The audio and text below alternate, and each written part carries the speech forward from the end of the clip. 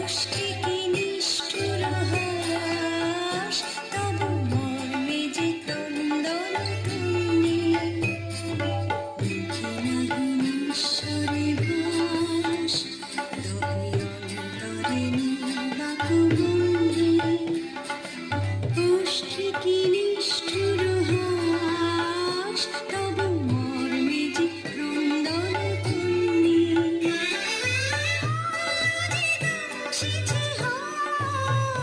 তবু সূর্য